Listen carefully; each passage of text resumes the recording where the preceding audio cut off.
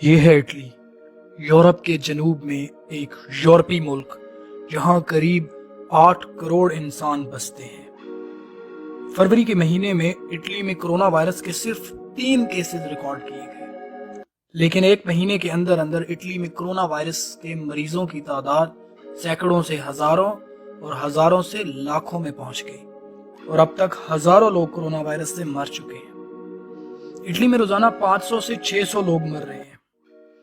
फौजी गाड़ियों की ये कतार किसी मुल्क में फौजी इनकलाब की नवीद नहीं है, बल्कि ये तरक्की याफ्ता यूरोप का जनूबी मुल्क इटली है, जहां कोरोना अपने पंजे गाड़ चुका है। आज इटली में अमवात की तादाद चीन से ज्यादा हो चुकी है।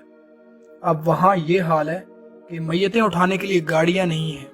अब फौजी ट्रकों में मैयतें भरकर बगैर किसी गुस्लो कफन और आखिरी रसूमात के दफन की जा रही है। इटली की आवाम ने इस कोरोना वायरस को सीरियस नहीं लिया और आज इटली में मौत राज कर रही है। गुज़श्ता रात इटली के वजीर आज़म ने बयान दिया है कि मामला हमारी दस्तरस से बाहर हो चुका है, जमीन के सारे हल खत्म हो चुके हैं, अब आसमान से आने वाली किसी मदद के मुंतजिर हैं।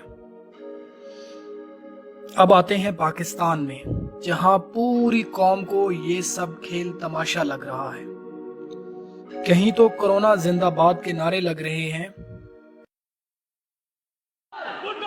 जिंदाबाद जिंदाबाद जिंदाबाद corona virus corona virus corona virus corona virus जिंदाबाद।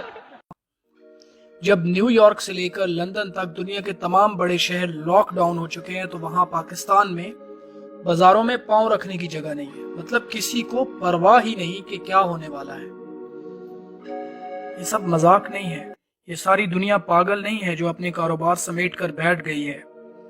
ये वक्त फेसबुक पर मीम्स बनाने और एक दूसरे का मजाक बनाने का नहीं है। एक कौम बनकर इस बुहरान से निपटने का है। ये वबा है। ये तीसरी आलमी जंग के दर्जे की इमरजेंसी है। मैं तो यही कहूंगा कि मास्क पहनना वेंटिलेटर मास्क पहनने से बेहतर है। घर में रहना आईसीयू में रहने से बेहतर है। हाथ धोना जिंदगी से हाथ धोने से बेहतर है। इस वीडियो को ज्यादा से ज्यादा शेयर करें ताकि जिनमें अकल की कमी है उन्हें थोड़ी अकल आ जाए और वो कोरोना वायरस को हंसी मजाक में उड़ाने की बजाय अल्लाह से तौबा करें। वस्सलाम।